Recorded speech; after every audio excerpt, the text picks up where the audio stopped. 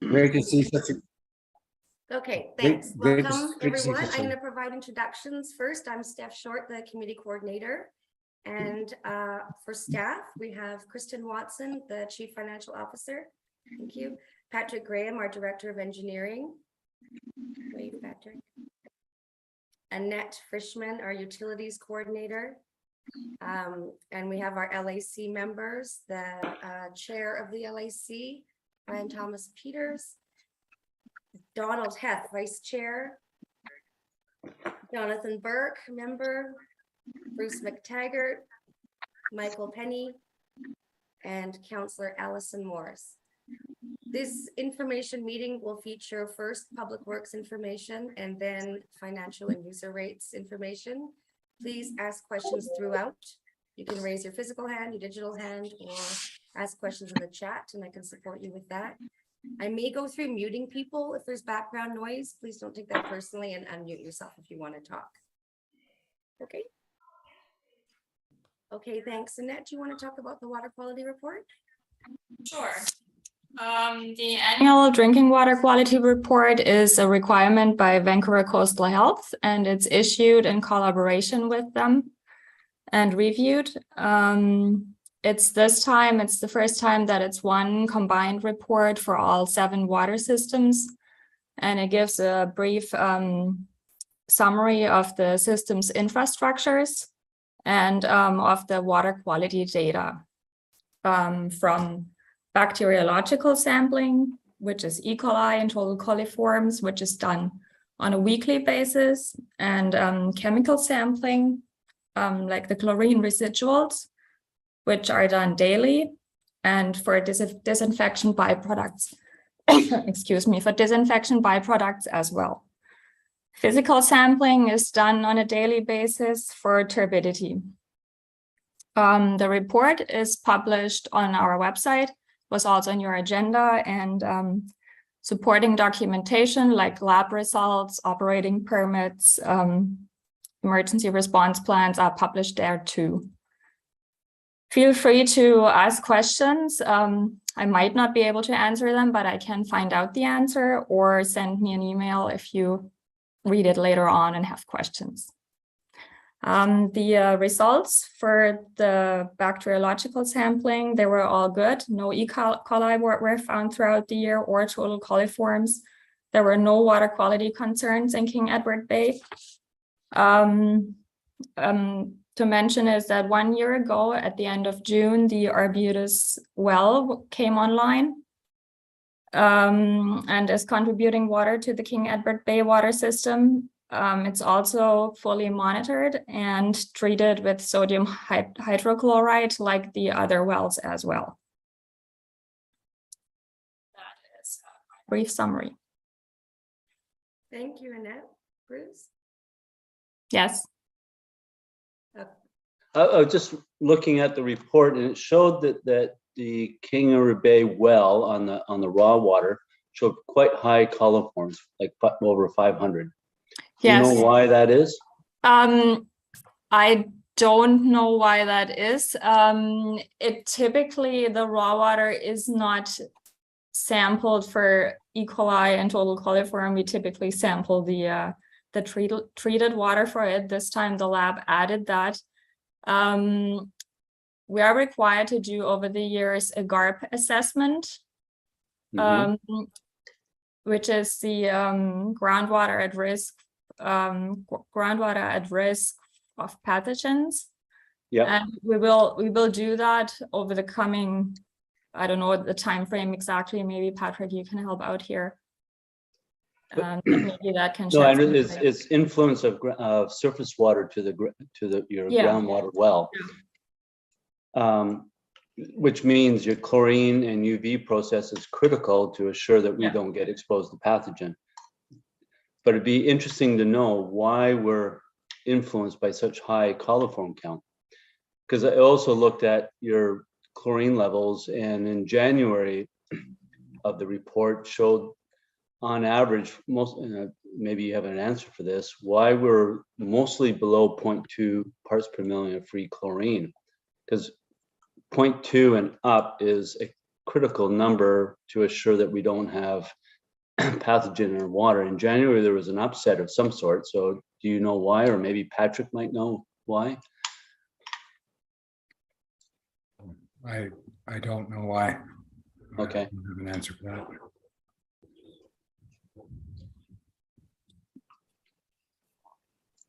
All right. Yeah, carry on. If it's a one-time event, and it's discussed with Vancouver Coastal Health, it's often due to the sampling method. Mm-hmm.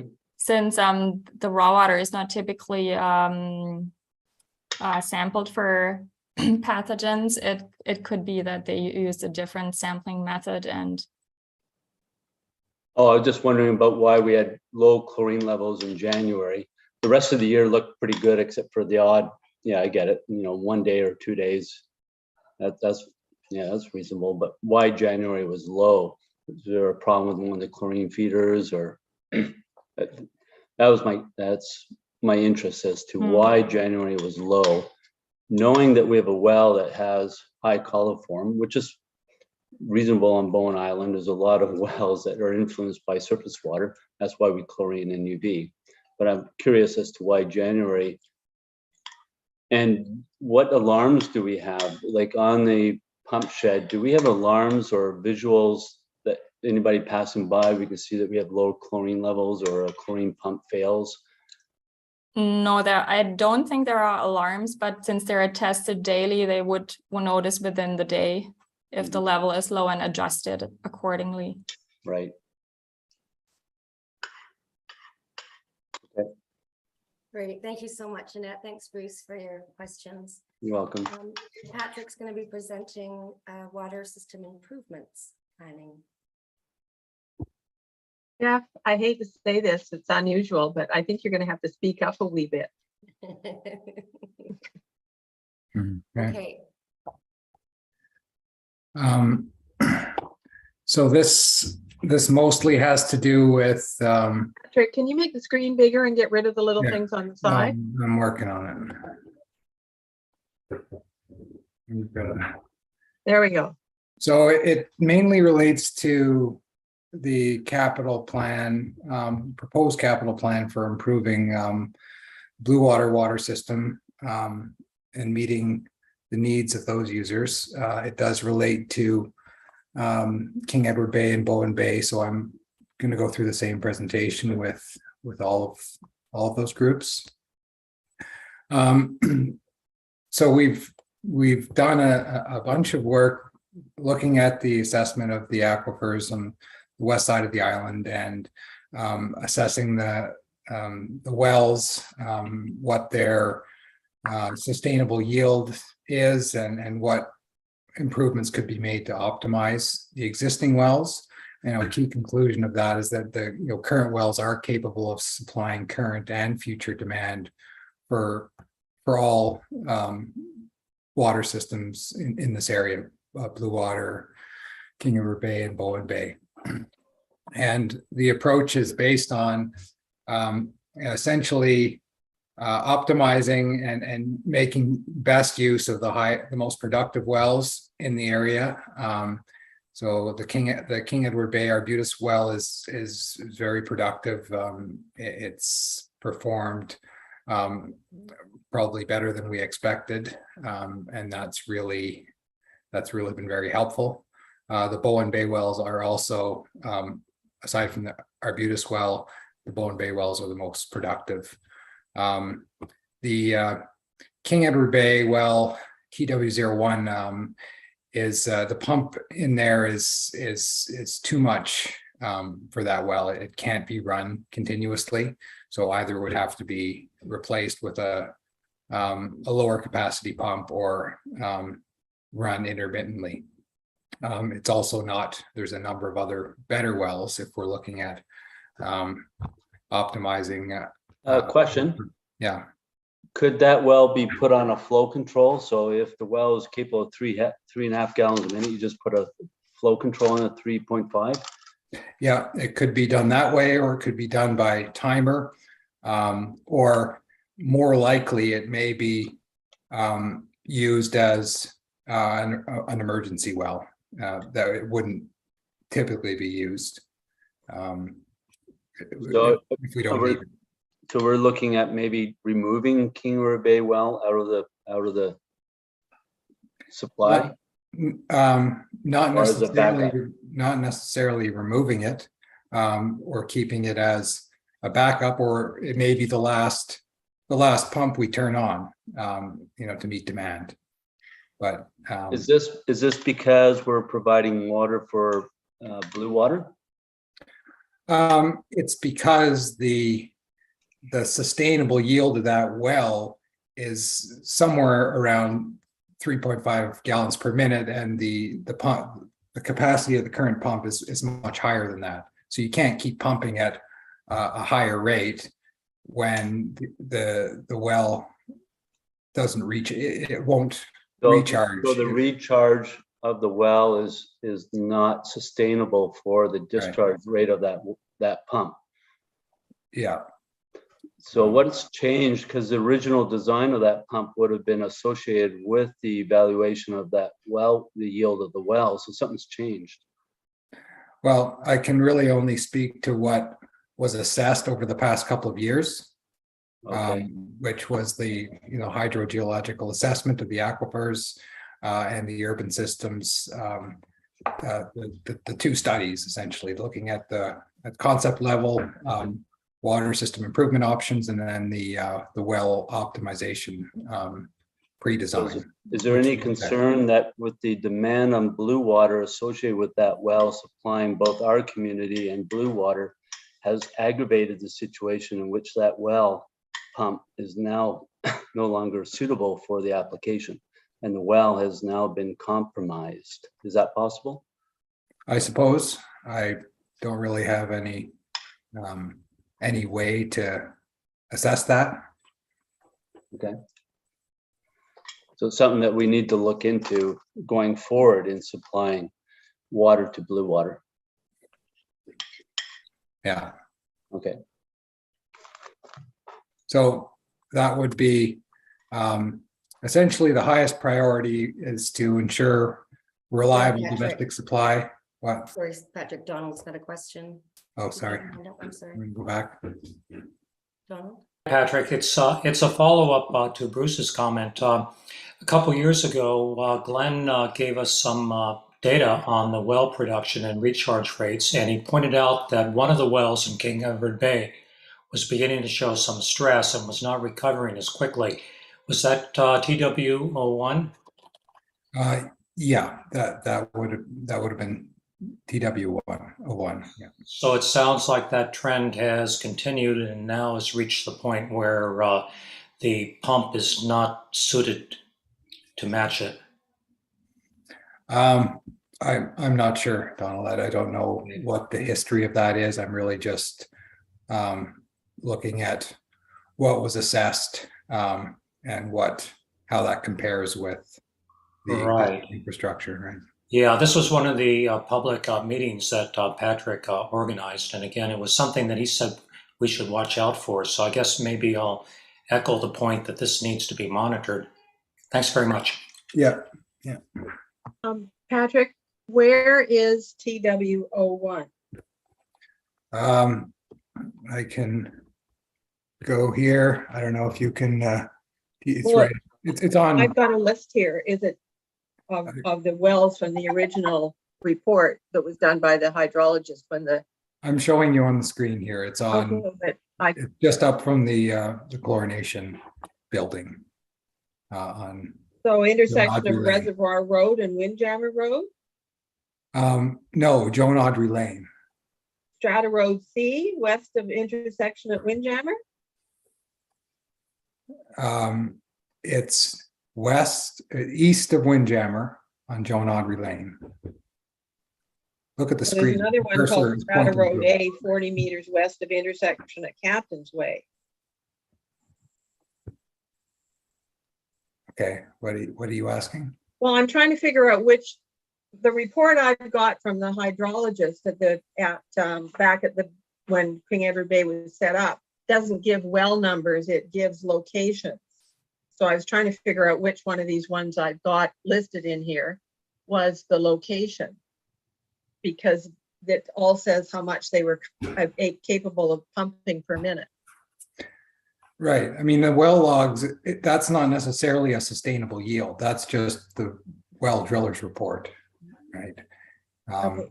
So when they say it's- capacity, 7.5 to 8.3 imperial gallons per minute. Doesn't mean you can pump it at that rate continuously. Because No, it but doesn't- your report, so then just going back to your report, can you put the other screen back up? Is looking at, say, TWO1, so it's 3.5 gallons per minute for how long, I guess, so. Well, that's the estimated sustainable yield. That's how much you could pump continuously from that well and not run into problems. Okay, thank you.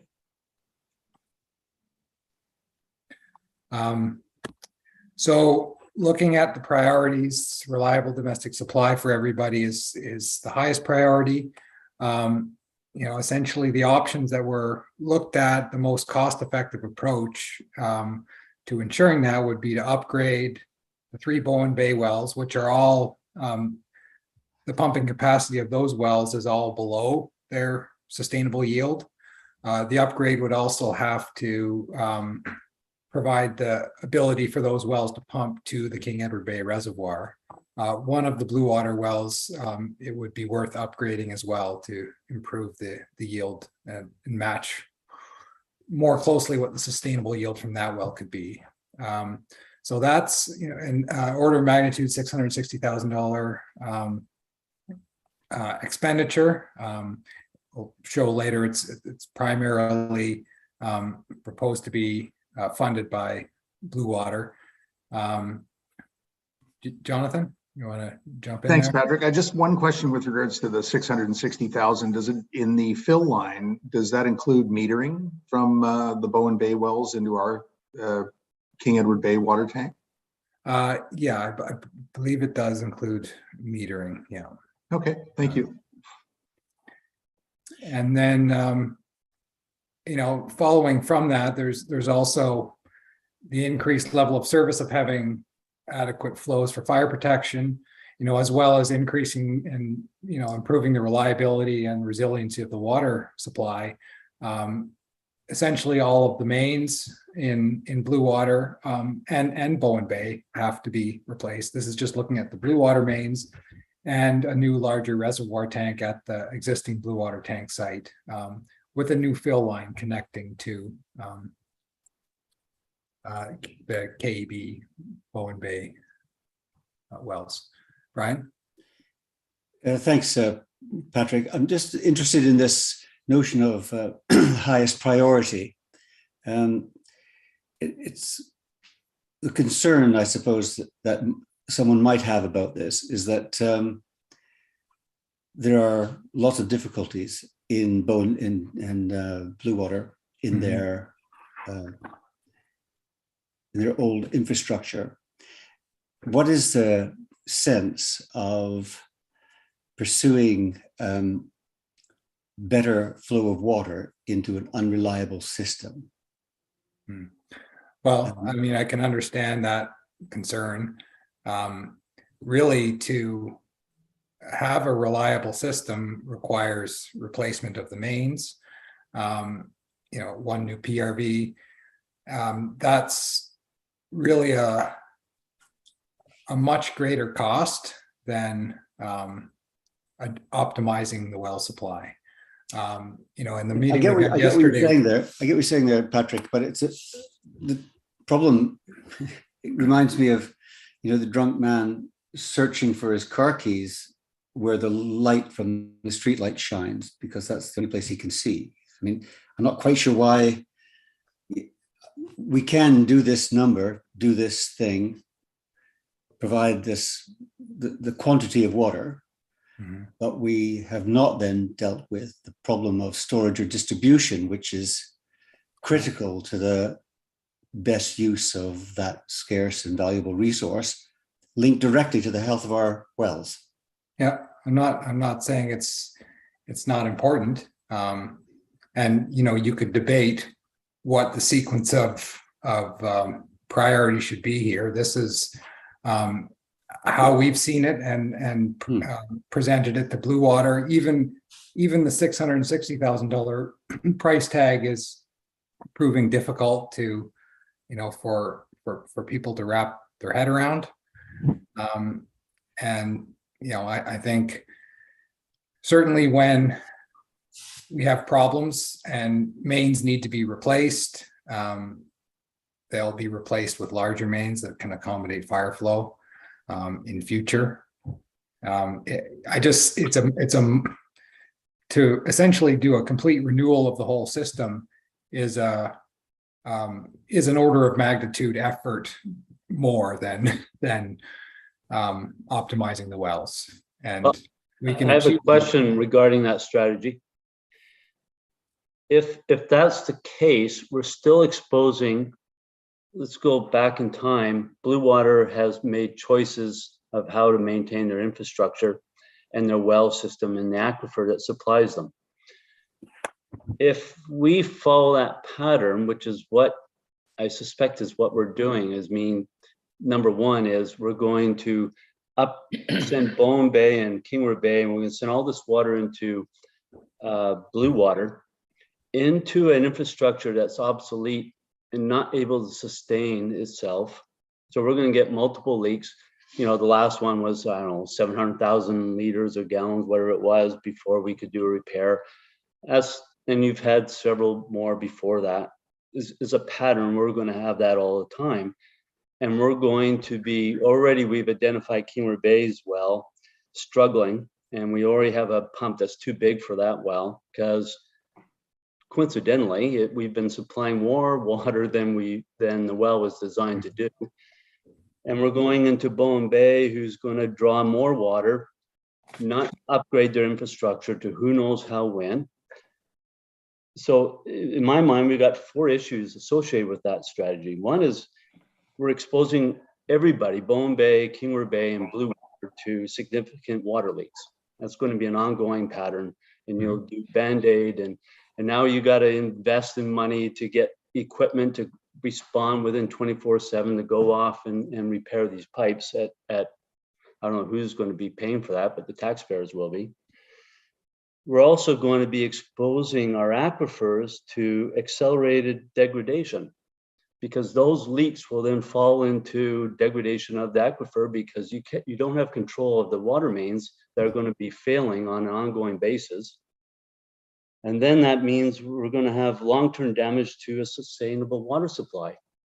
So we're kind of band-aiding, but we're getting Blue Water out of a jam. I get it, but it's temporary.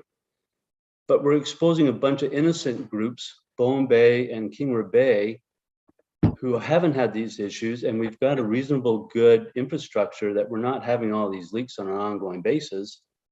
So we're exposed to that. Then I wonder about the financial environmental liabilities that were associated with that strategy. I think I've got clients where we have flowing wells, and under the Groundwater Act, we have to protect the Groundwater Act to assure that the water from the ground is not uncontrolled discharge into the environment.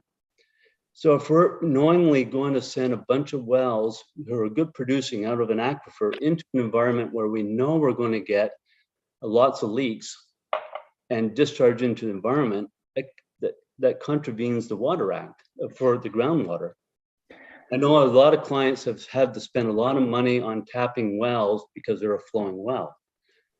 But the whole idea of that was we don't want to tap into the groundwater so that water can discharge into the surface water and deplete our aquifers.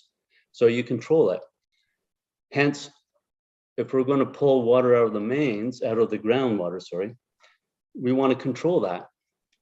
But if we do the Bowen Bay strategy, which is having all their water mains done, I don't know, 5-10 years from now, yes, it's astronomical cost, huge cost. But maybe in the interim, they buy a tanker truck with 50,000 gallons and have that on standby until they get the system set up. King Edward Bay and Bowen Bay maybe contribute and help. But you need, my thought is you need to have a shutoff valve that when that leak happens, everything shuts down. Yes, it's a painful experience for the Blue Water group. They're on water rations. They have to go and get water buckets filled up, but we can't damage our aquifer because that's our sustainable supply for all our homes, not just Blue Water, but King Edward Bay and Bowen Bay. So I really think we need to reassess the priority. It's hurtful, I get it. And there's a lot of kickback from Blue Water, but they got to upgrade their water mains. They got to protect the water that they're going to receive from being discharged into the environment. Yep. They got to find a way. They just have to find a way. Whether that's going with the municipality and finding a way to get a co-loan that they can do this on a fast track, I don't know, but they got to find a way. Otherwise, we're just going through the same cycle, and they've already experienced what happens to their aquifer when they have a free-flowing, which was illegal, by the way, of having that water main that was leaking down by the creek on an ongoing basis and ignoring it. That's illegal. You can't pump groundwater on a free flow like that. It's illegal. So we got to come up with a different plan. We have to.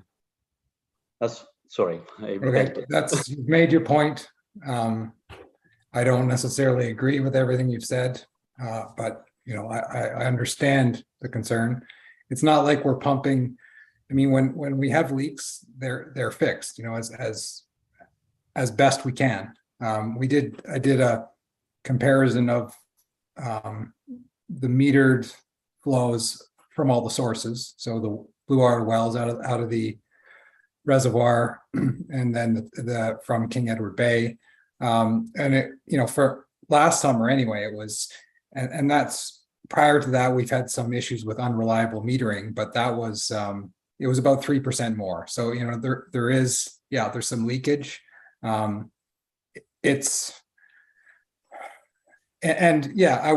would love to be able to, get approval for, because it's all going to have to be borrowed money. It's going to have to be borrowed money that's paid for by the 147 properties in Blue Water. It's, when you try and line this up as a 5-year program, which it really should be, to try and really do what needs to be done, it's just unaffordable. And our odds of getting a grant for this kind of capital replacement work is very low. So I don't really, I understand what you're saying. I don't see it as a feasible path forward. Patrick, sorry to come back at you at this, because we've got lots of other things to discuss too, and I know you've done a lot of work to get to this point. But I just have to push back on your original comment then about that you get to these things quickly. The municipality and Blue Water LAC knew for more than 10 years about the spyglass leak. Hey, I don't. It's not your fault. I don't want to talk about that. No, neither do I. We're involved with that. I don't want to get into the history. It's Patrick, useless. It's you that raised the history. But I'm just pointing out that we can't be saying that. It's just not true that the history is that we got. We can be saying that. That was all right. Let's just stop years there. ago. Go Other on. people. Okay, Brian, we have this Public Works presentation, and then we have the financial presentation. And thank you for your questions. Maybe we should keep moving with the information being provided. Patrick, do you want to continue with your presentation, please? I don't think we're finished with this one yet. You're muted. Thank you. All right. So, I mean, there's a lot of work that needs to be done. It's a lot of money. We're just trying to figure out with them, how we move forward with it. It's, getting into the history is just not helpful. And that's, essentially what derailed the whole MOU process was the insistence on putting in something that didn't need to be there. Anyways, we don't need to talk too much about this. I think we know that there's, millions of dollars worth of work involved in renewal of a water system of this scale. We're really, and I am struggling with blue water. It feels like we're going in circles, right? I'm trying to advance us to the next step, right? Or this is, we need to consider our financing options. This is how we, and phasing the work and what years is it going to occur in, and we're not there yet. So we're still working on that. And this was really looking at phase one, which I was trying to focus in on that. Understand there's some dissenting opinion about whether that should be the first phase or not, but in any case, it's primarily a blue water cost, some contribution from Bowen Bay, and essentially relating to the value of the improved, more reliable infrastructure with the well upgrades. Essentially we're talking about a new fill line, upgrading these wells, and Bowen Bay or Blue Water well number 3, a new fill line that connects, to the King Edward Bay Reservoir and supplying everyone from that reservoir. I should point out that it is far in excess of what we've estimated the future demand to be, the capacity that we have in the existing wells. There's also Bowen Bay improvements. They need new water mains as well. They're old, not sized for fire protection. With this approach, they wouldn't necessarily need to build a new reservoir because they'd be connected to the King Edward Bay Reservoir. Blue Water would need a new reservoir. The other option would be with the Arbutus Ridge Phase 4, the high zone reservoir that's planned for that phase. You could provide fire flows to Blue Water from that reservoir. To get those flows to the north end of the system would need a dedicated main. So it's the recommendation is that a new reservoir would be more cost effective and also more beneficial for operating the system. Yeah, so I'm not sure if these are our next steps at this point. I was hoping that we could confirm budget and funding sources, essentially the borrowing arrangements that would be needed for the first phase of improvements, ideally completing this MOU between BIM and the 3 water systems.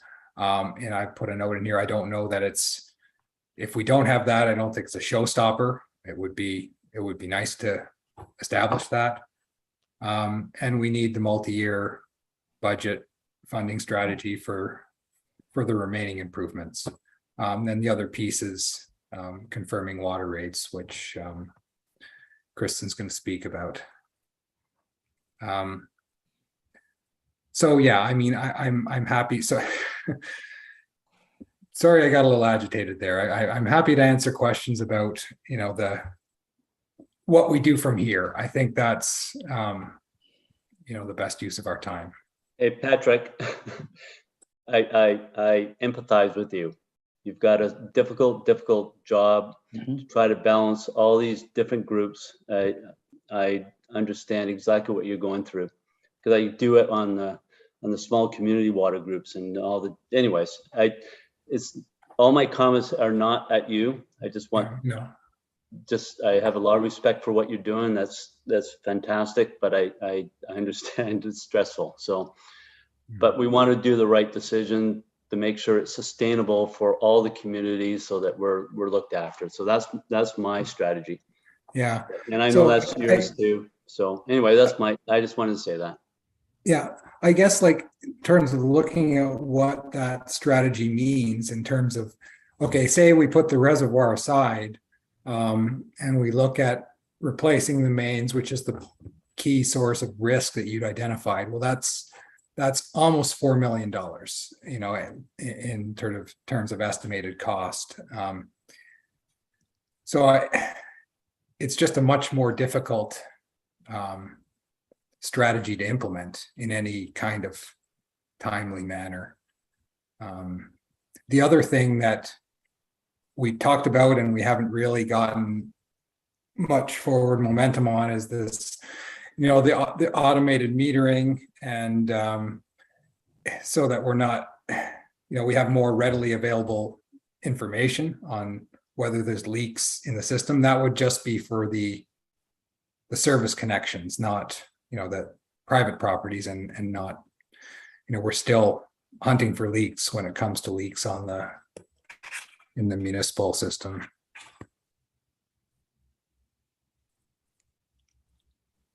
Question just on this is only came to me because I'm dealing with a new project. Is there any thought of, right now we have quite a significant water loss based on Vancouver Coastal Health requiring you as a municipality to monitor chlorine levels, which means you have to have a constant flow from your test stations going to waste, which is a huge waste. I think that, if I look at the testing requirements, that some of them do seem excessive, and this would be one of them. And that's something we can talk to Coastal Health about. I don't know how much traction we get around that, but. Well, just food for thought, and not, anyways, there are technology to monitor chlorine on 24/7 without wasting water. Yeah. Ideally, it'd be great to have a bit of a recirc loop on these tail ends, but all I'm saying is there's some other options perhaps that might have way more value to the community, both on water loss, labor, and management of the system, that some of the budgeting associated with these water meters maybe could be put towards a different technology to go after something else that has way more wastefulness based on, and I get it, it's a design flaw to all our water systems. We don't have enough flow because you're designed on fire flow, but we just have residential, which has very minimal flow, and the chlorine dissipates. And the city or Vancouver wants chlorine in your water main is constant. I get that. But it's a bit of a catch-22, but it can be engineered to mitigate that. I'm just putting food for thought. Okay. No, thanks. Don, did you have a question? I do. It's for Patrick. Patrick, your proposal for phase 1 is that fill line that goes from Bowen Bay up to King Edward Bay, right? It's upgrading the 3 Bowen Bay wells, which are all very particularly well won, to be able to essentially make use of the sustainable yield in those wells, and to be able to pump up to the King Edward Bay Reservoir. So it would dramatically, it would more than double the supply into the And if I recall correctly, that's a novel suggestion. It was not part of the urban systems report from a year ago. Is that right? It was. There was a second phase where, following up on the aquifer study, there was a more detailed look at all of the individual wells. Were they operating as they should be? Is there more potential there? Right. From there, this. Yeah, so but this was one of the urban systems. Yeah, but I don't recall the joining with Bowen Bay to the King Edward Bay system. But that aside, you have a pretty good outline of the way cost sharing would be done for the implementation of the plan. But I was wondering about the operational costs, because now the water starts out, if I understand it, hundreds of feet below ground. So we need to pump it up with pumps that require energy that wear out. And then if I understand it right, they go from Bowen Bay up to King Edward Bay where the treatment occurs for being distributed to the different reservoirs. So do you have in mind a particular operational cost sharing scheme? Yeah. Well, I mean, that not in terms of having all the details. Obviously, the current arrangement where essentially King Edward Bay sells water to Blue Water wouldn't work. Okay, hey, could I interrupt you on that? Because that bugs me. We're not selling water. We are basically readjusting the costs of delivering water. Okay, thanks. Okay, but you know what I mean. Yes. But other people may not. Yeah, right. Good point. So what would make more sense is that, you know, we have the operational costs of running the system, which is, you know, in terms of the functional operations is operating as one system. You know, that would include, you know, all the testing and meter reading, and, you know, I think it should also include the pump related costs, you know, which is the ongoing power and you know, depreciation on the pumps and maintenance of the pumps, and that would be shared amongst, you know, a much greater number of people, essentially everybody in all of the water systems. We would still have the capital replacement component, which would need to be separated because the infrastructure is the linear infrastructure and is in different states of repair. So that would be sort of the broad strokes of how we would look at setting that up.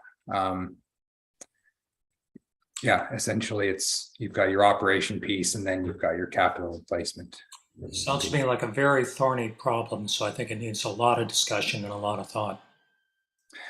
I mean, it's thorny, you know, and that's the thing we, you know, I keep trying to get to the next step of discussion towards having, you know, a solution actually implemented, or, you know, a phased approach to a solution started to be implemented, and it's always needing more discussion, you know, and so that's what we're trying to do here. That's what we're trying to get past. Okay, thanks, Patrick.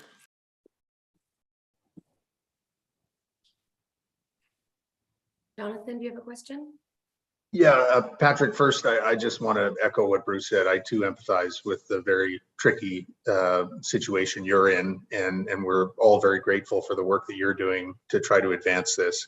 My main question is around why could we not, given there's going to be now a flow from Bowen Bay to King Edward Bay into our reservoir, and then a subsequent flow from our reservoir to Blue Water, I assume, to supply their needs, that we could not operate under the same system we've been operating on with Blue Water, whereby there's metering of the supplied water from Bowen Bay, and then a metering of the supplied water from the reservoir to adjust the operating costs and keep that in line, absent reaching some kind of resolution with regards to the adjusted relative capital costs of all of our systems.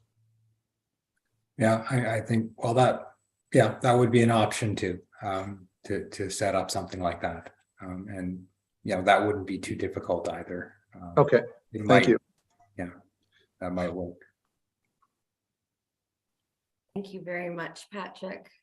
Does anybody else have a question before we move on to finances?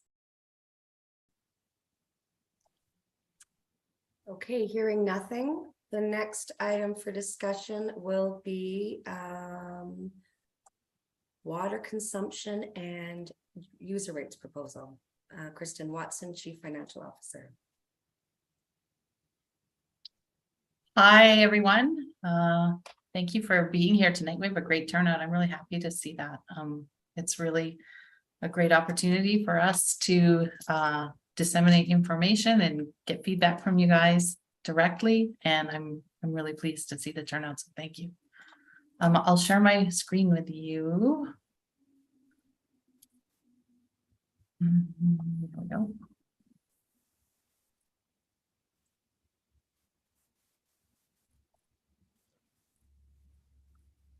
So I hope that you've got my presentation now. Yes. And I'll make it big.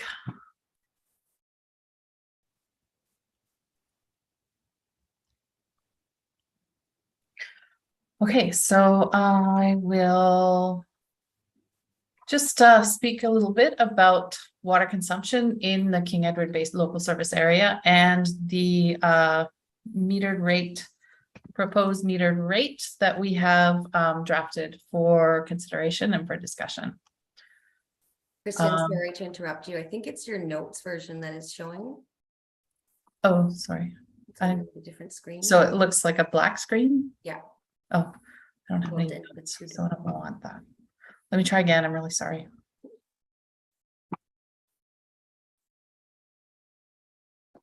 While you're reloading, Kristen, I just wanted to reiterate that this is the public information meeting for the King Edward Bay water users. So if any of you are out there and have a question, you please feel free to ask it. Just put your yellow hand up or wave your hand at step. Yeah. Sorry. Try again.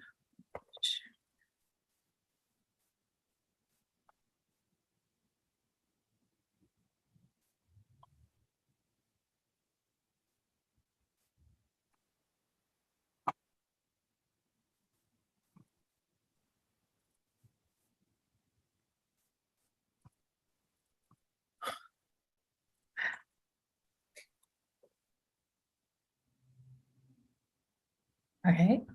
Mhm. Are you still, which one do you have now? And that's the notes. Um, Can you put the share screen on a different monitor? Is it showing on two monitors? um, I don't know why it's doing this. Sorry. Or maybe just leave it like this might be. I'm better. okay with seeing how you've done it. Don't worry about it. Yeah. I think you've got a regular one up now. You just Okay, have well, it's gonna power be, points that are running. it's gonna be a little bit smaller, but That's perfect. Yeah. sorry. I don't have any notes anyway, so, but this is Oh. bigger than that one. I'm going to start with a review of the consumption for the summer of 2021 in King Edward Bay. And looking at summer consumption metered during June, July, August, and September, the average consumption for each household in King Edward Bay was 104 imperial gallons per day. Your meters are all in cubic meters, but we do that conversion back and we bill it based on a monthly consumption of imperial gallons. The average household size that we use in Bowen Island is 2.5 people. So that means that during the summer, an average person used in King Edward Bay about 41.5 imperial gallons per person. So when we take a look at that against the average BC daily per capita water consumption of 69 imperial gallons per day, that was taken from the BC Municipal Water Survey, which was done in 2016. There's a link in the presentation there if you want to look at that. It's considerably lower than the do you have the Zoom screen on the side of yours? Are you able to see my full? See it? Okay, great. Yeah, so it's considerably lower than the BC average, and on average, people in King Edward Bay are using about 60% of the provincial daily per capita use. So I think it's fair to say that residents in King Edward Bay are very water conscious and are extremely careful when it comes to water use.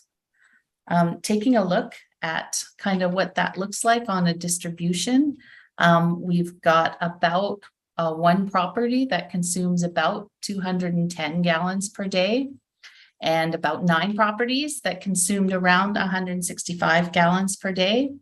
There were 6 that were consuming about 110 per day.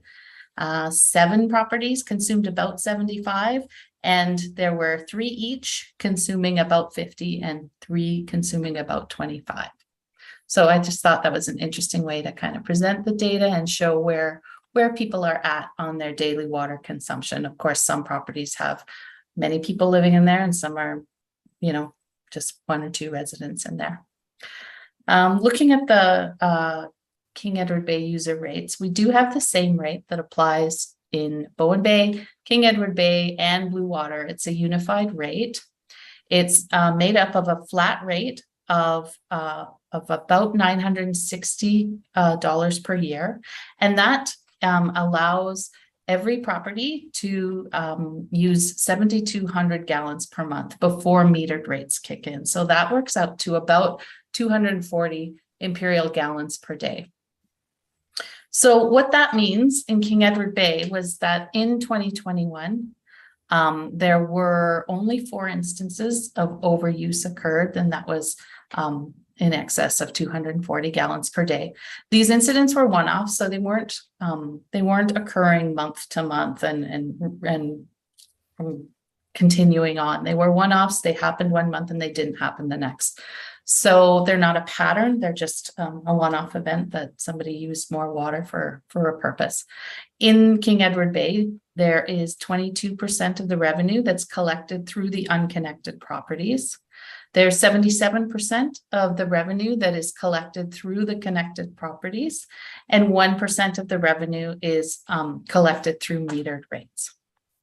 So in total, last year, we had 46,680 collected through the flat rates and only 562 collected through the metered rates. So we've developed this hybrid rate structure using a rationale that the current rate structure means that those who are using the least are subsidizing those who are using the most. And we believe that conservation principles should be embedded into the rate structure. So we've come up with a new rate structure that we believe will achieve fairness and equity and will promote conservation of the resource. So using this hybrid rate structure, we are combining a flat rate with a metered rate. And this hybrid rate structure, we've had it implemented in Tunstall Bay several years ago. So it's a model that we're familiar with. Our goal is to move in this direction for all of the systems island-wide.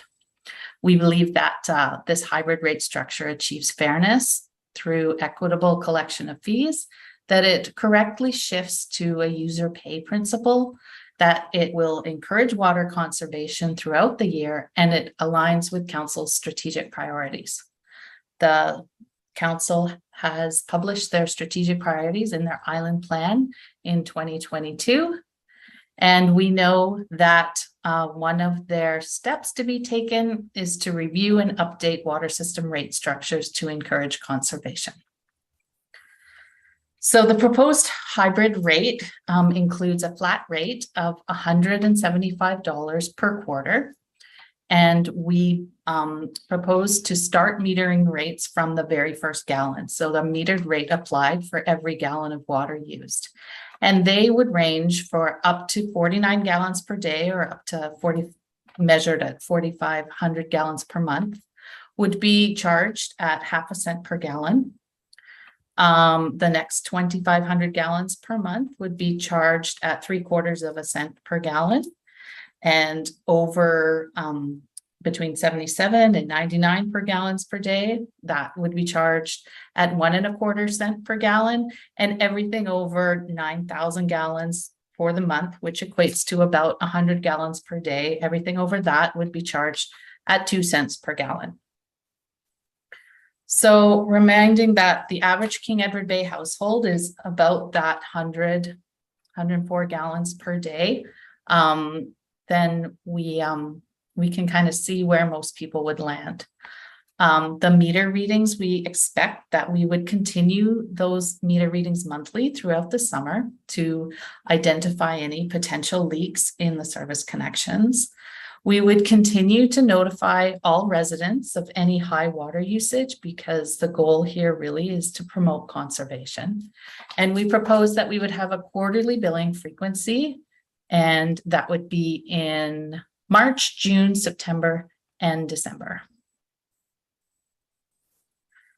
So looking at what the proposed impact would be to property owners, and this is of course based on the consumption last summer. So if all things stayed the same based on 2021 summer consumption, at that level of say 50 imperial gallons per day, the impact to the bill would mean a quarterly metered billing of $23 plus $175 for a total quarterly bill of $198. And if we extrapolate that across 4 quarters for the year, the total annual billing would be approximately $792.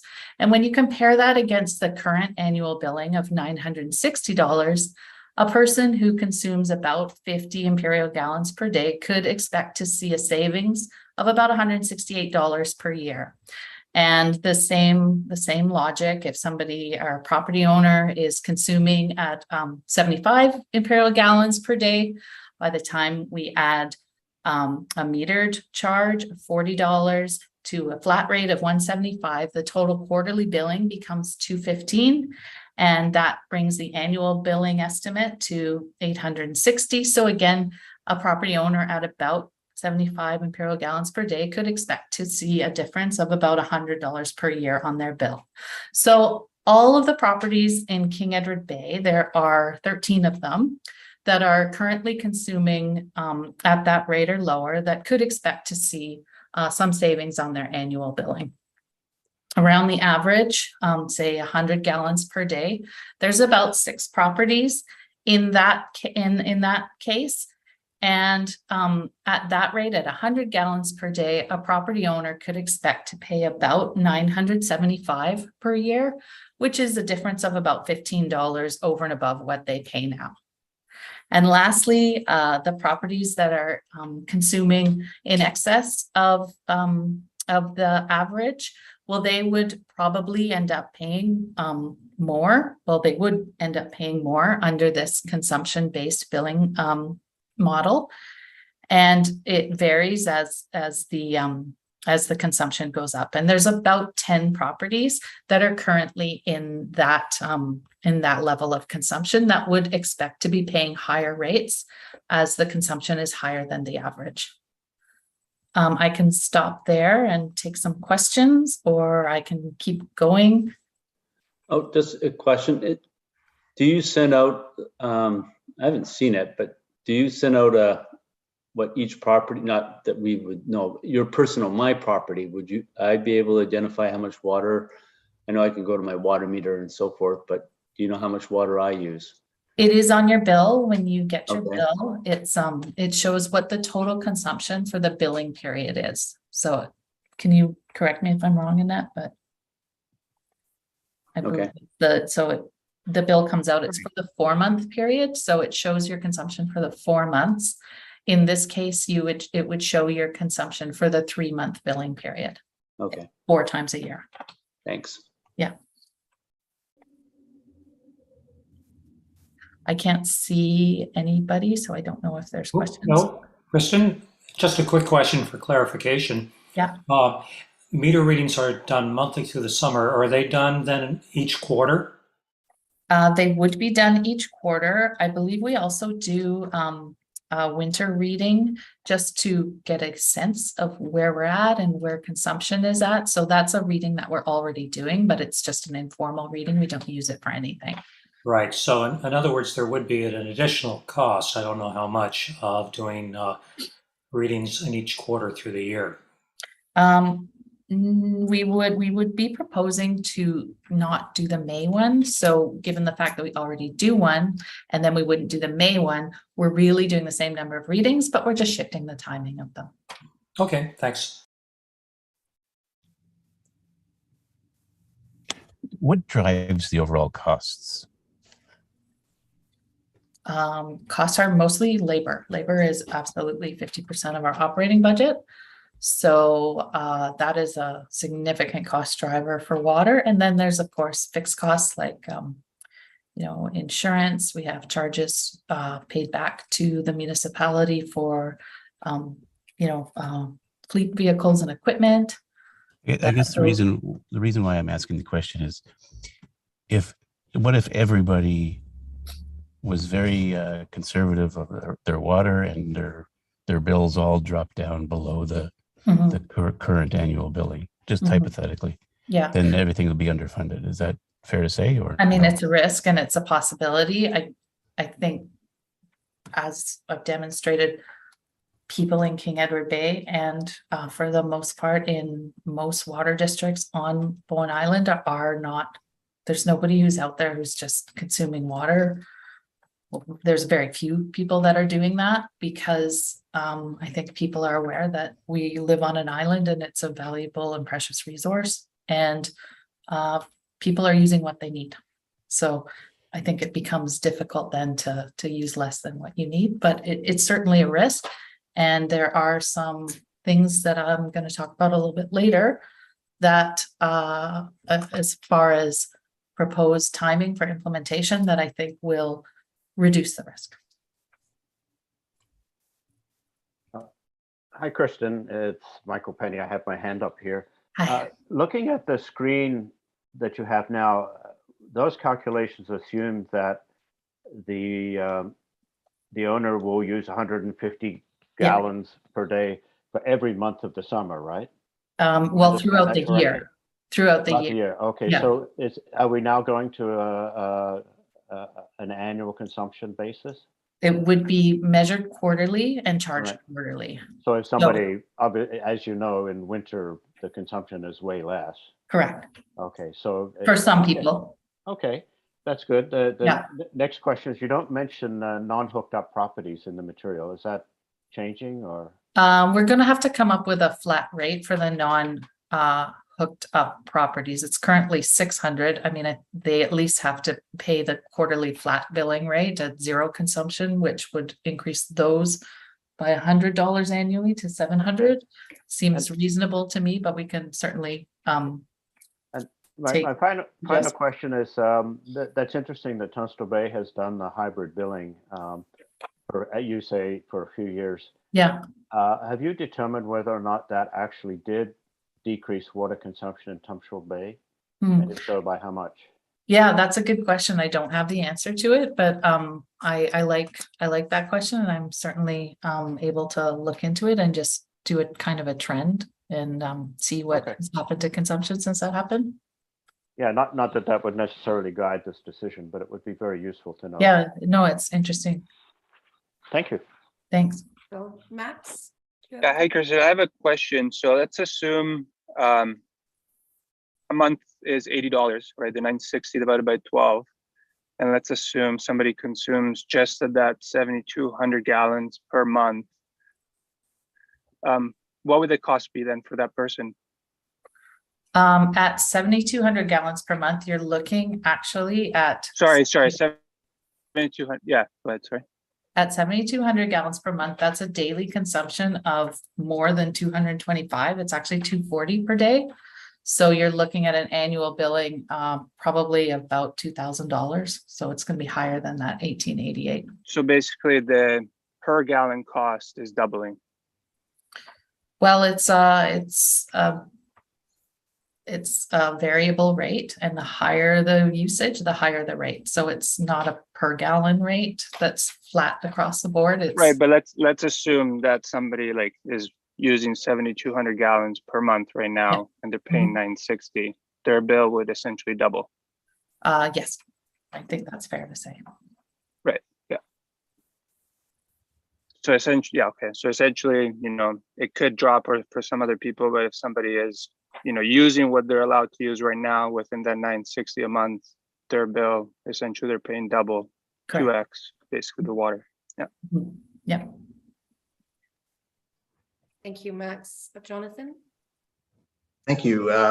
Kristen, one question I've got, and I may be opening a can of worms here, but I understand that there is smart meter technology available for water metering. Is that, maybe Patrick might be able to answer that, but I know in California and a number of other jurisdictions, they use smart meters to avoid having to have in-person meter reading. Mm-hmm. Yeah, there are various products, technologies available. It's something that we do intend to look into, both from the point of view of reducing ongoing operation costs over time in terms of having people reading all the meters. It would be substantial expense to switch out all the meters on the island. So we have to look at the business case for that, and then we also have to, we also have to factor in other benefits we might get, which we would get, which is a lot more immediate identification of leaks, or somebody left their hose on and things like that. So yeah, I got that I read an article some time ago about Fresno, California, and they had a system whereby residents would get alerted by text if their system had gone over a certain consumption level, and that would be their alert to go shut off the sprinkler or address a potential water leak on their property. Yeah. Yeah. Not the word just to Fresno add into situation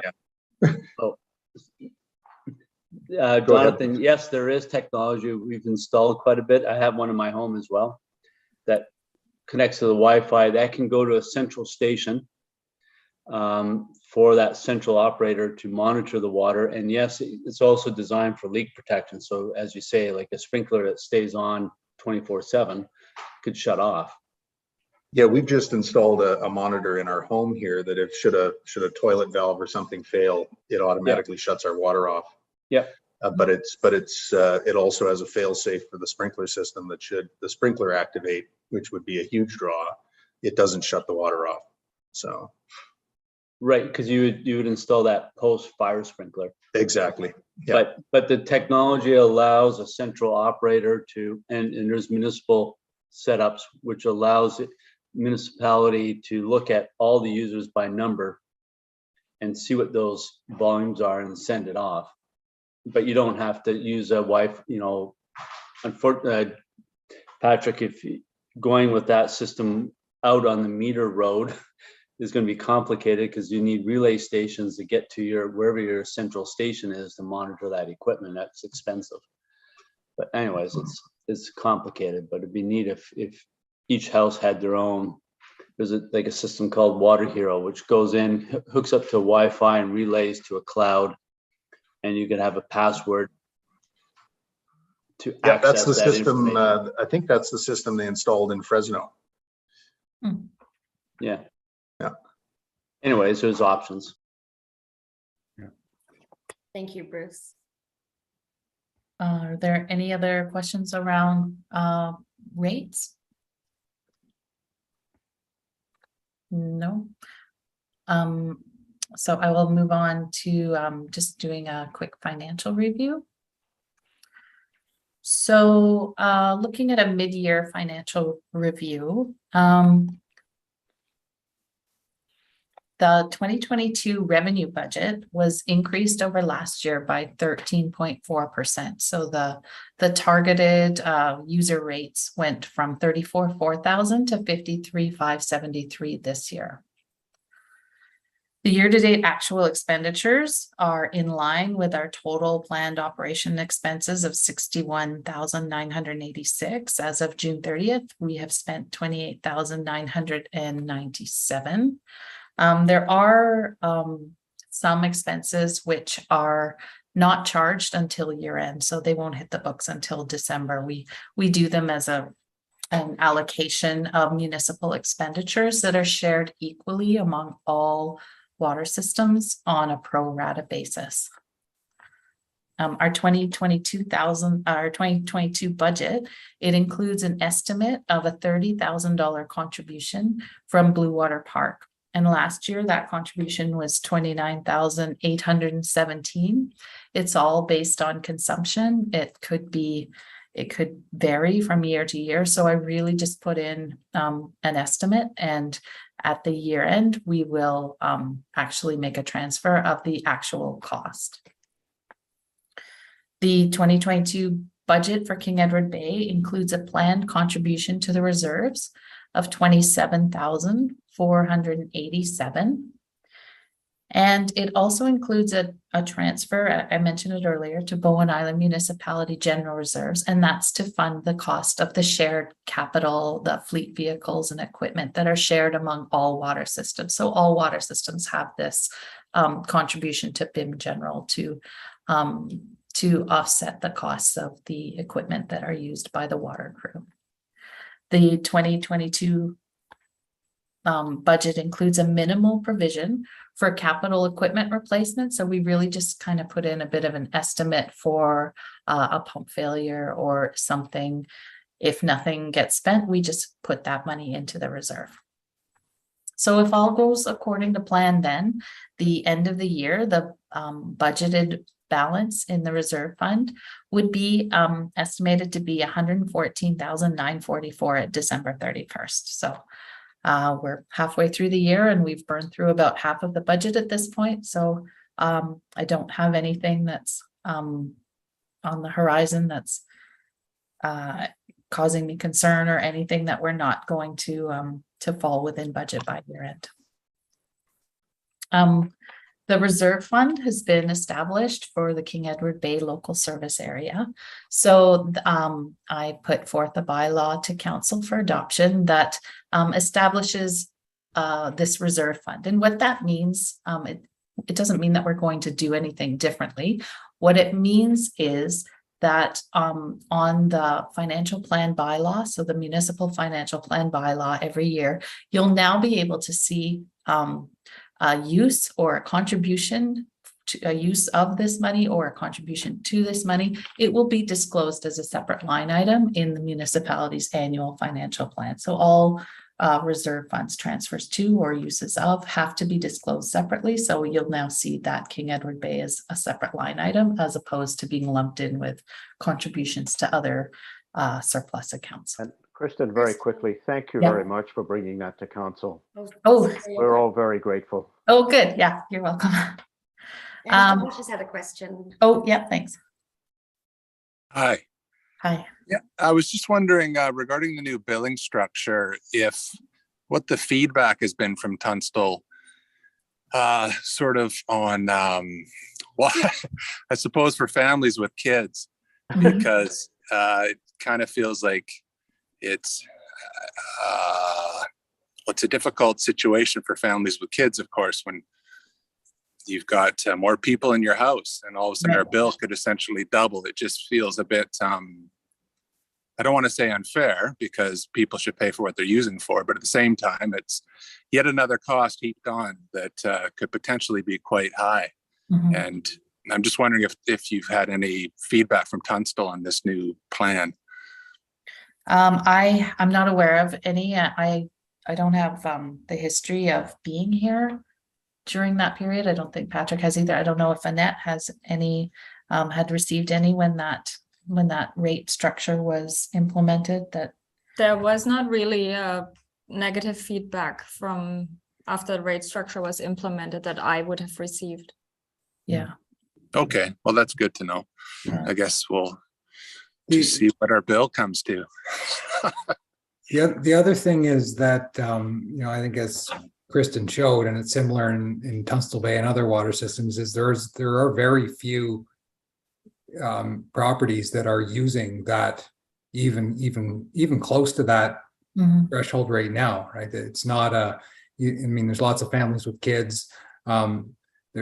You don't see a lot of even, large households in that very high use category. That would be. Well, I might be pleasantly surprised when I look at our number, and perhaps we're not, but when I do see a couple houses on there, one house using this much, or of course I'm freaking out thinking, oh, maybe that's us. But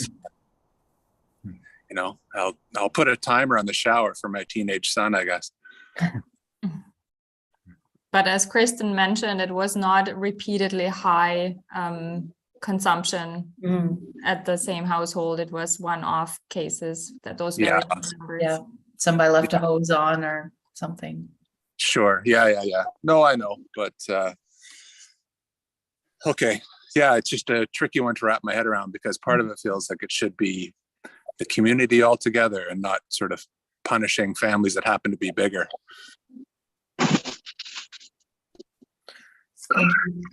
And we are taking all of this feedback and collecting it. So I appreciate it. Thank you.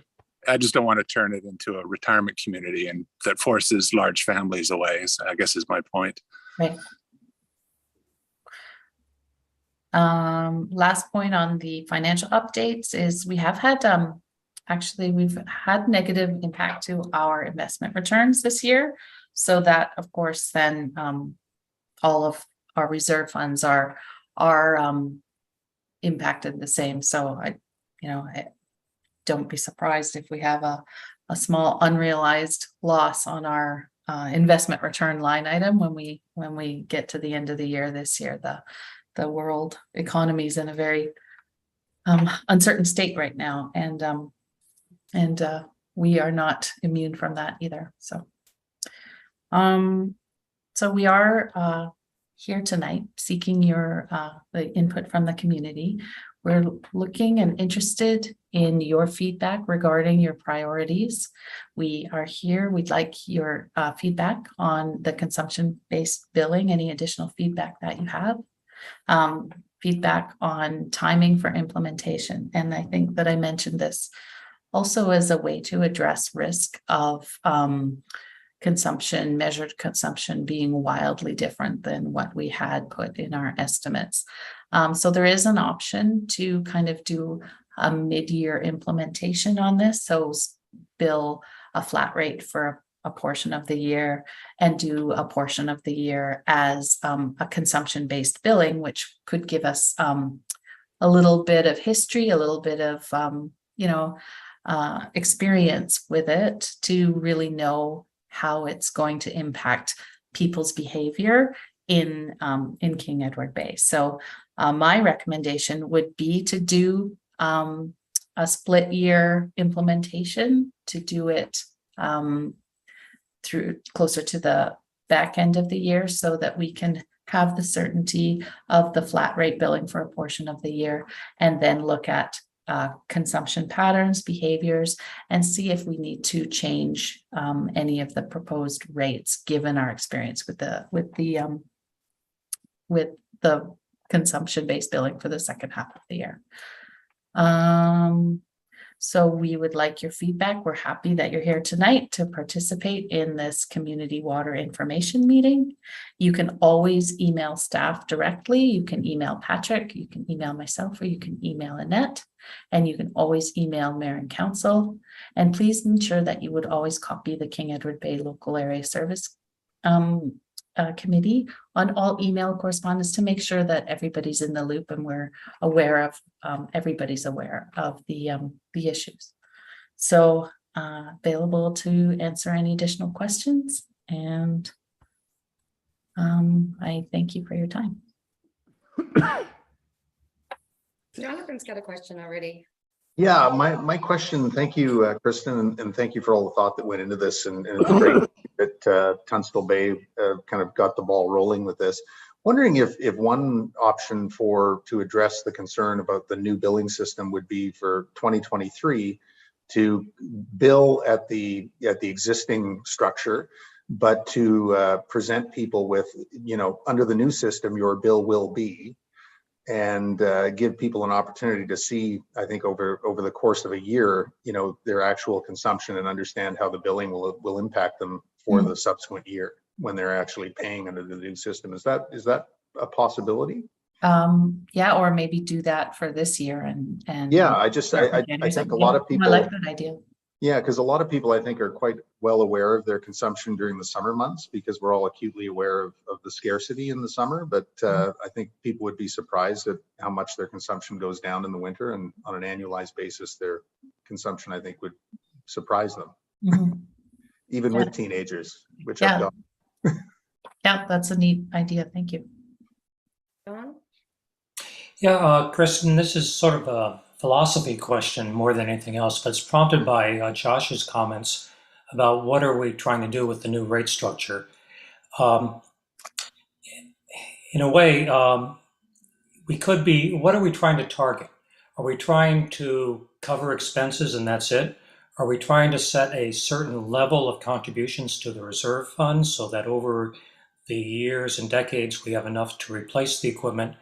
What are we trying to target specifically? And the reason I ask that is because if I'm reading into Fred's question, what happens when you put in place a consumption-based costs like this is people's behavior changes.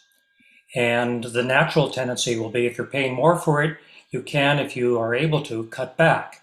Well, that'll reduce the revenue to the organization providing the commodity, which means that our budget is now going to be lower in revenues, which we have to accommodate by raising the rates. So what you might have is a spiral in which people use less but pay more for what they're using. And I think what has to be done is we need certain targets. And from my understanding, I'm not quite sure what the targets are. Is it to maintain a balanced budget, or is it to maintain a steady increment to our reserve fund? It's more a philosophical question than anything else, but I wonder what your comments would be.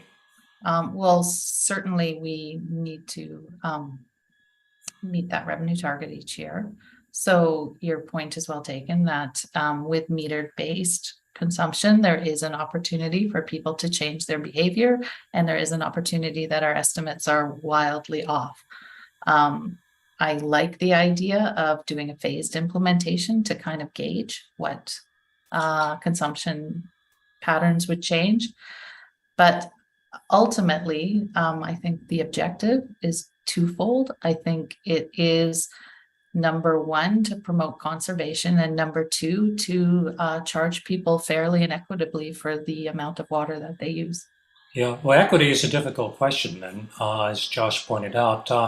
But just going back to just the strict economics, what I got from Fred's question is we don't quite know what the elasticity of demand is for the water. And given that your primary costs are kind of fixed costs with salaries and other fixed operations, again, you have that problem that if demand starts going down, but your costs stay the same, then you're going to have to raise prices, and people are paying more even as they're reducing their costs. So it is a tough balance, and that's why I kind of like the suggestion of easing into this with information rather than. So I think one of the things that would be really, really important, and I'm a little bit surprised that it hasn't been done, is a follow-up to the Tunstall Bay experiment to find out what happened.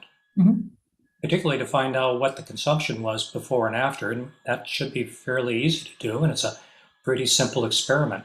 Yep. Yeah, we've got all the records, and we can lay it all out and take a look at it. Great, thank you.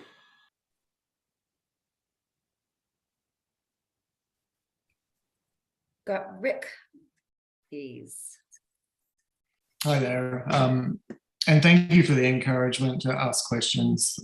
Appreciate that. And a lot of this is still somewhat new to me. I did want to ask about, I feel like I need some of it explained to me as a fourth grader, but I'm not going to ask for it here. But what is the pathway or process of moving forward with the infrastructure issues? How are decisions going to be made? And I feel like this group probably needs to absorb some of that information and then reflect back rather than right here where some of this is being seen for the first time. So can I just ask what that pathway is? Are you specifically the issues pertaining with the Blue Water system, or infrastructure issues with the King Edward Bay system? Were you asked specifically about one side? Obviously, the first half of the discussion tonight about the infrastructure of Blue Water, each of the groups. Yeah, I mean, that's critical. I think I saw $6 million on one of the sheets. So there's a lot to consider there. Yeah. So I'd just be interested in how things will be actioned there. So thank you. I'll start, and Patrick, you can catch up on the other side, whatever I miss.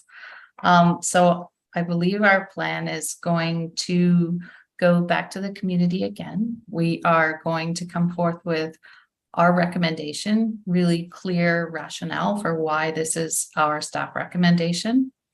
And from that point, we will be taking that feedback and that feedback back to council and presenting our recommendation and our feedback and rationale. to council for some direction there. I think that council is really looking to staff to make a recommendation as to what they think the best way forward is. So we believe that probably another meeting with Blue Water is necessary in order to really lay out the whys and the hows and the how much it's going to cost for them. Patrick? Yeah, in terms of a path forward, I mean, a key hurdle is getting elector assent, whatever form that takes, referendum or some other process, to borrow the money. And, you know, we were hoping to have these meetings this week and be able to get a lot closer to that. And as Kristen said, I think we do need to, I think we have to go back, and this process goes back a year and a half or more, and there was a number of meetings, and you know, information was presented along the way. So we need to go back and pull sort of the key pieces of information that lead up to where we're at today, and you know, try and make it more understandable to people, so that when you know they get asked to approve, you know, for phase one, say, that means spending for each property something like 600 per year over the next 10 years. I think it's somewhere in that range. They have to understand, oh yes, we need to do this. I'm going to vote for that. I'm going to approve that. So that's a key next step in moving this forward. You, Krista, do you have a question? Hi there. Like Rick, we're new at this too. Just haven't been in King Edward Bay for 1 year. And I just had a question regarding the reserve funds and with the planned at some point in the future connection of our 3 water districts or groups with Bowen Bay, King Edward Bay, and Blue Water. With those reserve funds, is there like a gate? So the $101,000 in the reserve fund and the King Edward Bay is for equipment from this gate to this gate. And that money is, you know, a very small amount of money compared to the costs involved in the infrastructure needs. When our 3 systems are going to be ultimately connected, will those, the funds that sort of our small community pays into with our annual fees for the water ultimately become shared into one large bucket, so to speak? No, not for infrastructure costs. And you know, if you use the analogy of the gate, I mean, sure, there's the boundaries of the King Edward Bay water system, and so repair costs, capital replacement cost, upgrade cost within that would be, you know, funded from King Edward Bay. In terms of the operational costs, I think was what I mentioned earlier, there's different ways we could deal with that. You know, and it may make sense to have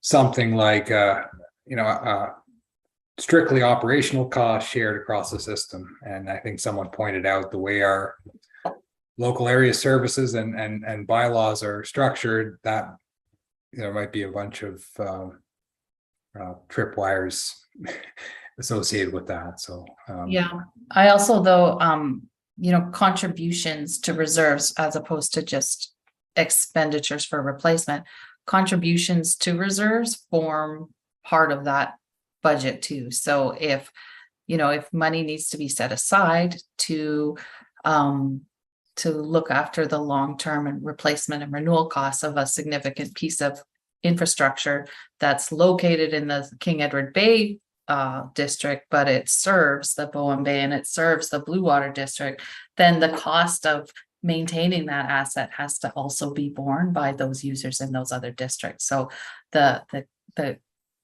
plan would need to consider contributions that are required to maintain the infrastructure in, just because it's physically located in one. If it's serving all of them, then we need to come up with a formula that includes that. Yeah, it seems there's some big complications there. I don't think it's a big complication. It's something that it can be worked through, and again, you can come up with a shared cost allocation formula. It just has to be acknowledged and included. Right. Thank you. Yeah. Josh, you had your hand up earlier. Was that a mistake or? Well, no, I guess I just wanted to repeat my earlier point about I'm having a hard time wrapping my head around families having to, oh, should I not be speaking? Is it okay? You can speak. I know it's a limited resource, but I don't know if families there's only so much a family can reduce its water usage. Okay, thanks. There's only so much a family can reduce its water usage. I'm not sure that. Sorry, I wonder, Josh, if you can put your question in the chat. The family, larger household should be Okay. Is everyone else hearing you finally, or is it? Okay. Josh, we're gonna have to, I'm gonna mute you for now, and if you can hear me, please put your comment in the chat. Thank you.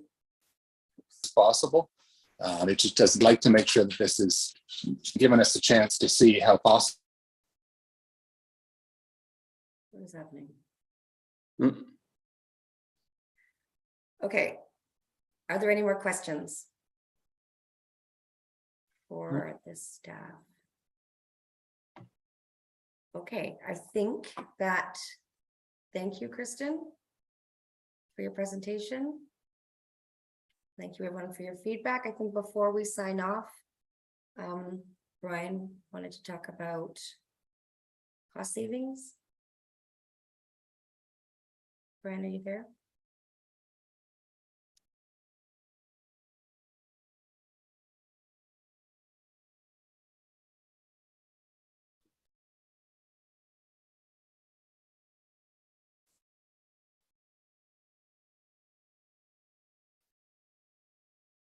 Brian might not have heard the prompt.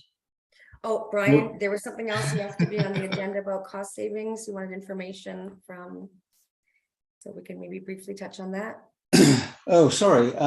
Yeah, I didn't hear the prompt at all. Sorry. It was nice sitting here looking at you for that period of time. The issue that I raised last time was actually within the LAC, so I'm not sure that's appropriate here, but just to let people know what it was, is that we often talk about expenditures and we often talk about budgets.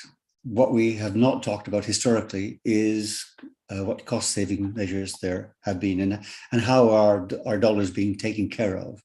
How are we making sure that we're getting the best value for money? We're not getting the Rolls-Royce system, we're getting our Cadillac system, we're getting a good Ford system that will be suitable for our environment.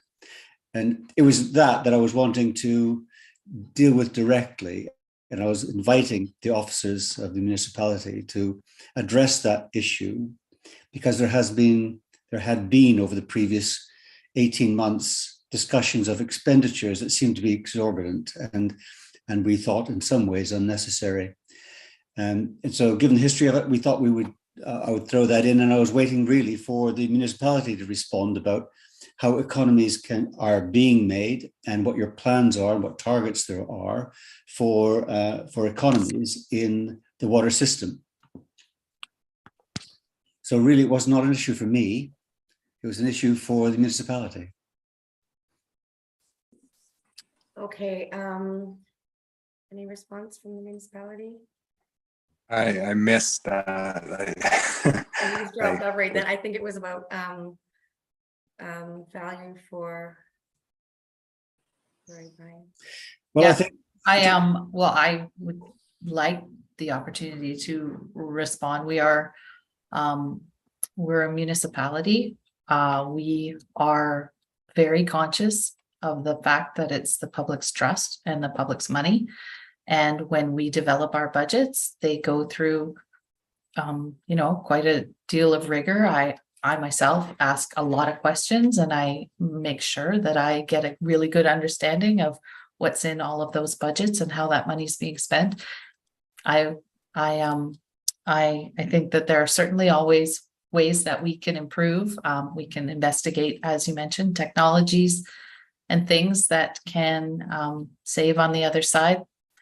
We'll continue to do that. We do that now, and we'll continue to do that. So I don't have a very detailed response to your comment. I just have that general comment in response to it, sir. Well, I'm very grateful to you for, sorry, I interrupted you, Patrick. That's fine. Just something I was going to add was one of the reasons that I don't know if we really mentioned of pursuing some operational integration is to make our operations more efficient and cost effective. That what we've got right now with the 7 different water systems, and their billing systems are separate. They're administered separately. We have to have a budget process, series of LAC meetings for each of these systems. There's all of these operational inefficiencies that we could improve by through more integration. So Certainly, the system that gains to win from the operational aspect is King Edward Bay, because you then have, many of the costs are allocated equally on a pro rata share among water systems. So any of those fixed costs stay with the water system. By being able to defray some of your fixed costs among additional users, you would, I believe that you would be on the gaining side of that equation. Thank you for responding to me. My hope is that we could have a closer understanding of saving targets, for example, which I know is perhaps unusual to have identified savings targets, but around the world in hard times, savings targets are ubiquitous, but I haven't heard them spoken of on Bowen. And there might be very good reason for that we're already on a shoestring and we're really struggling hand to mouth for so many things. And I get that, but the question really has to be asked of the municipality about how we're making best use of the money and how that information goes past your office. You'll scrutinize it in your professional capacity, I'm sure. But that process is not really heard amongst the community. We never understand that there has been a process of value for money, for example. All we get is a recommendation that we have to take or leave. And that's kind of unhelpful. That's actually been a barrier for me, communicating some of the plans that have come from Patrick and Liam. It's been a problem for me conveying to people that actually this is probably best value for money, but I don't know that because I've not been part of that process. It's not really tumbled down. And so my invitation to you was to get a bit more systematic about looking at savings so we can convey these effectively to everyone, the whole community. Mm-hmm. Thank you. Is that okay, Kristen? Mm-hmm. Okay, I think we're done with this. There's a funny little the next step will be going into a short local advisory committee meeting to consider all these comments and put a recommendation to council regarding the user rates structure proposed. So you are welcome to stay, but you only have minimal opportunity to talk for the public people in that. So staff, before you sign this part of the meeting off, I just had a question, because holding annual public community information meetings on the water systems is part of the operations bylaw that establishes the procedures the municipality will follow with the water system. So I just want to ask the members of the public that are here, was this a good time frame for you? 7 to 8:30 at night on a weeknight, a good time frame for people to attend? I mean, we've got a good attendance, so I'm hoping that's indicative that it was a good time frame. So if anybody's got any comments about timeframes, then let us know. Jonathan's got a thumbs up emoji. Maybe if you hear from anyone in the community that prefers a different time, you can share that. Yeah. Okay, thank you, Allison. Okay, so take a moment to have a glass of water, and I'm going to do some admin to close this out. The recording's out, and thank you. Sorry, I just wanted to mention that Josh did write his question in the chat. Oh, sorry. Okay. Okay. Two there now. Everyone can see it, but I guess for the record, I wanted to I repeat think my it's more a earlier- comment than a question. Do you want to read it, Allison? Says, my apologies. Apparently my Wi-Fi signal was weak. I just wanted to repeat my earlier concern about the new billing structure. There is only so much a large family can reduce its water usage, no matter how efficient they become. It seems unfair to put the burden on a family with kids to potentially pay a far higher rate. This new potential could discourage families from moving to Bowen, which is not something I think the community wants. Okay. Those comments will be included in our records and considered by staff and council. Thank you. Thank you.